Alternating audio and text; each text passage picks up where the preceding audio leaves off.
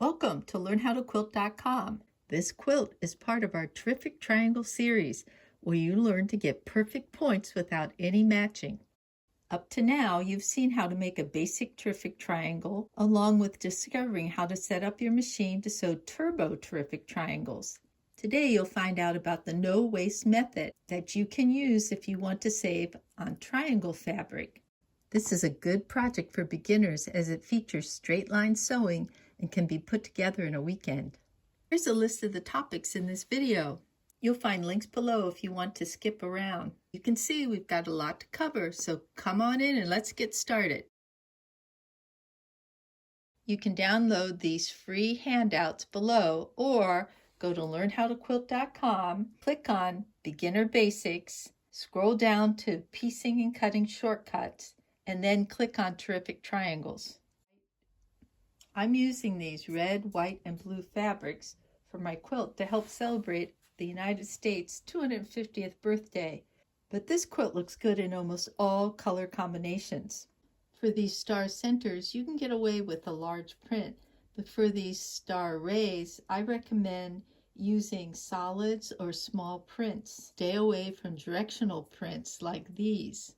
Now this is a classic do as I say and not as I do, because I am going to use these directional prints, mainly because this is kind of a crazy center here with this newsprint, and I'm not worried about them all going in the right direction. For this background, I usually recommend a solid or a tone-on-tone fabric, but once again, I'm going to do something a little bit different. I've chosen this larger print mainly because these graphics remind me of fireworks going off, and I really like the color of this blue.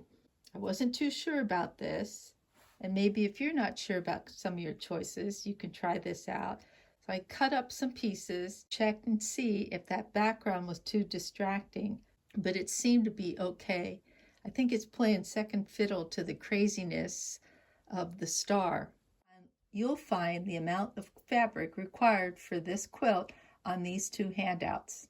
You'll need 2/3 of a yard of fabric for these centers and 3/4 of a yard of fabric for what I call the rays and this inner border. Now this is laid out like you're going to use all the same fabric for the stars, the rays, and that inner border. But in the sample, I used one fabric for the centers and for the inner border, and then I used a number of different fabrics for these star rays. So you might want to mix up the fabrics that you use for the stars. Hopefully this handout can help you figure out the amounts that you'll need. For the background, you'll need 2 3/4 of a yard, along with enough backing and batting to cover a 56 by 56 inch quilt. I'll start with the star centers. You'll need 9 7.5 inch squares. I find it easiest to start cutting strips. So you see here that you'll need to cut 2 strips, and on each one of those strips, you'll be able to get 5 7.5 inch squares per strip. For the inner border, you'll need 5 1.5 inch strips. I'm using the same fabric for these strips as the center, but it's not necessary. I also cut strips for these 3.5 inch squares. You'll need 72 of those squares. If you cut 1, 2, 3, 4, 5, 6 strips, you'll get 12 squares per strip. And that'll get you to 72. I find it easiest to line up some strips and then cut all at once.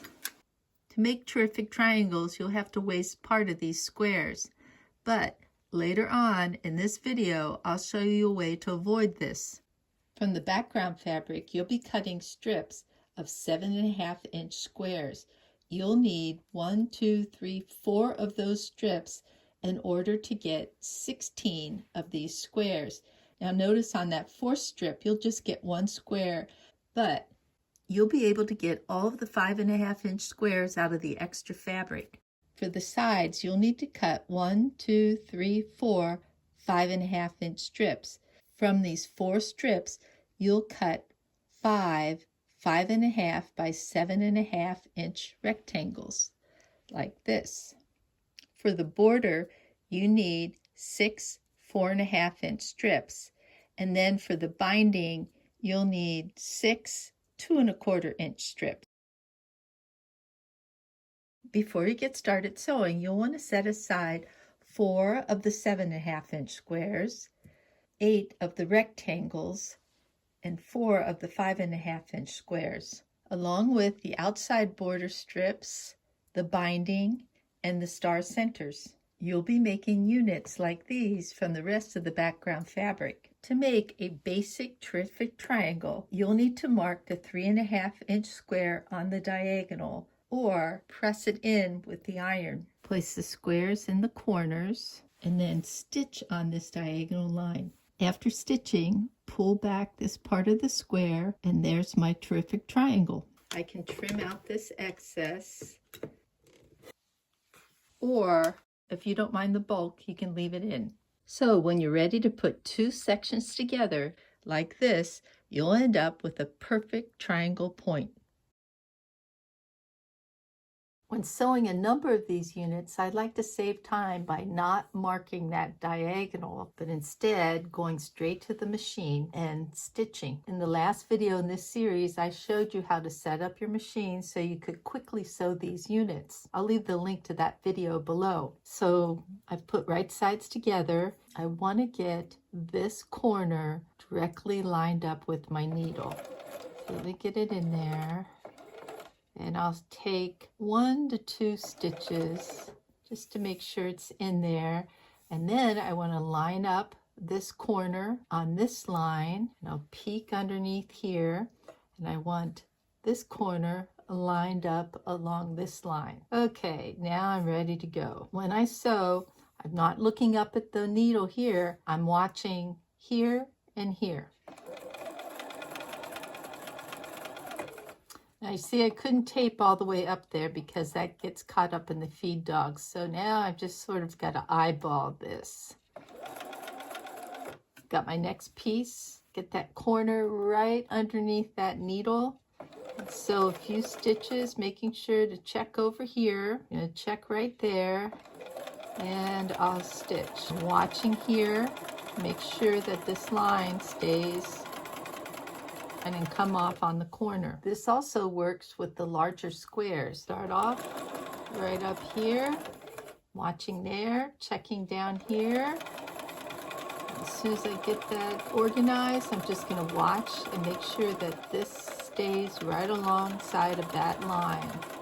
If you want to sew on the opposite side, you've got this line over here to follow, and you can check underneath to make sure that this is lined up, and you can sew. You can continue chain piecing like this until all the squares have been sewn into the corners.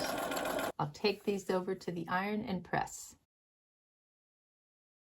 Now these terrific triangles are great, but if you're worried about wasting these fabric corners, you might want to try this no waste method. It might take a little bit longer to cut out and sew these units, but like all terrific triangles, you'll end up with perfect points without having to do any matching. For this method, you'll need to make some templates. 1 template for the background and 1 template for the triangle. You can use this handout. Now I've run it off in yellow paper because it makes it easier to find. You can just take a piece of cardboard. This is an old file folder. Glue the cardboard to the back of the ditto and then cut it out. And so here's 1 template using that method, or you can buy template plastic and then just trace onto the plastic. This is a 5.5-inch by 7.5-inch rectangle that was cut off of that 5.5-inch strip. I'll use this template to trim off these corners. I take my acrylic ruler, push it up against this template, remove the template, and then trim. Let's do that again. I put my template back up here, push my ruler right up to the side. You never want to put the ruler on top like this and then cut, because accidents will happen. You always want to make sure that you remove the template before cutting. No matter what you do for this pattern, you are going to waste some of this background fabric. There's no getting around that. But for these triangles that fit here, you won't waste half of the square. Now you can also use this template on your square. Just line it up and then cut these edges.